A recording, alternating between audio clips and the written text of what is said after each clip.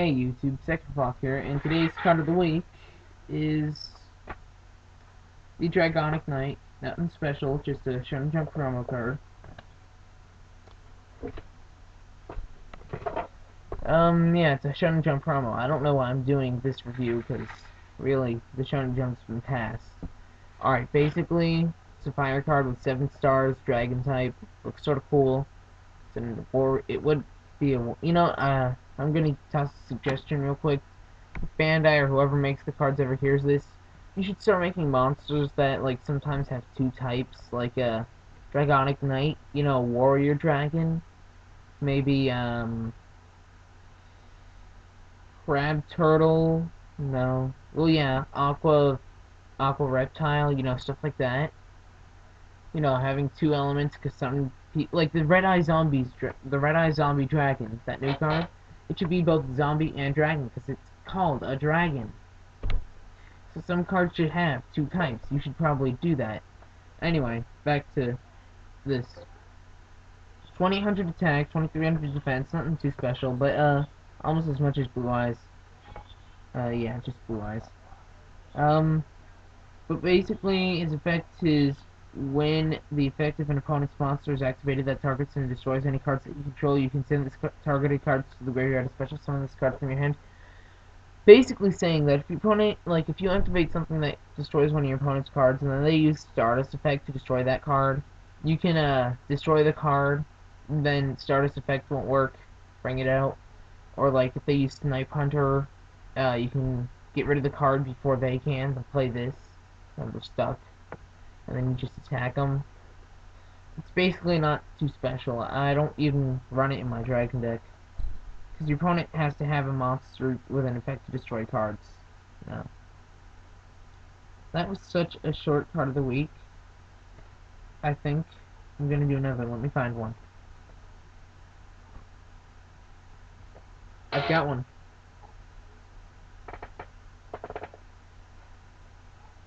Cyber Dinosaur. It's should be both machine and dinosaur, because it's a dinosaur, but it's machine. It's got 7 stars, just like the last one. Light attribute, 2500 attack, 1900 defense.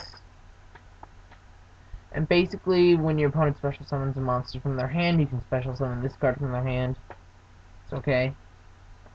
I'd almost run it. It's right next to the bullpup, the light and darkness. Anyway, I've got one more card to show for you. I'll be right back.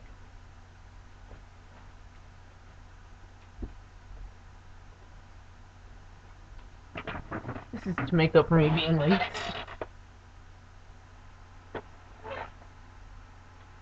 Okay, am I gonna find the card? Oh, here's the beginning of the Shonen Jump. Here we go. Yeah, they actually put it on the wrong page, as you can see. They put it on the wrong page. Really, it's supposed to be about 3 pages back or so. Ah, here. No. Yeah. But it's actually a Naruto card ad or something. Anyway, it's, Arcane Force EX, the Light Ruler. It has 2, 4, 6, 8, 10 stars. Okay, not 12, 10. Light attribute, because it's an Arcana Force. Now, most Arcana Forces, when summoned... Oh, these are all Shonen Jump promos I showed you. You still have 2 or 3 days to get this Shonen Jump, this card. Basically, with an Arcana Force, you flip the coin when he's summoned. Heads, you get a good effect.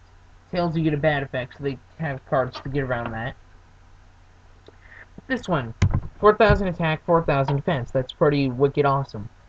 This card cannot be normal summoners set. This card cannot be special summoned except by sending 3 monsters you control to the graveyard. Okay, that's pretty costly, but it has a good effect though. When this card is special summoned, toss a coin. Heads. When this card destroys an opponent's monster by battle and sends it to the graveyard, you can add 1 card from your graveyard to your hand.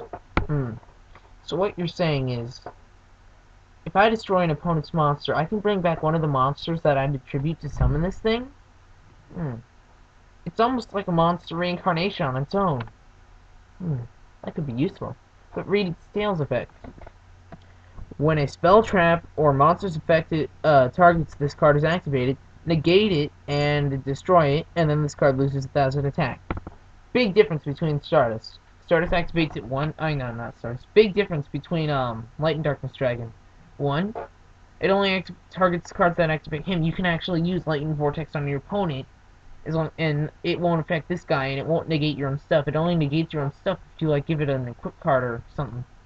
Anyway, but it's also automatic like Light and Darkness. That's bad. Well, no, I don't know. But it loses 1,000 attack compared to the Light and Darkness, who loses 2,800. But if it loses 500, the Light and Darkness, it's already 2,300 after one activation, and more cards are going to be activated then to destroy this. So by the time Stardust would, Light and Darkness would be at like 1,800, he'd still be at 3,000. And it's just perfect, except for the fact that it's random which effects you're gonna get. But I might run it sometime soon in one of my decks because it's so awesome. I just want to keep it in this page for now because it's in the wrong page. Yeah, that's my card of the week. Go do something, like look up something. I don't care. This is the second Fox signing off. Go have a life playing nerdy cards.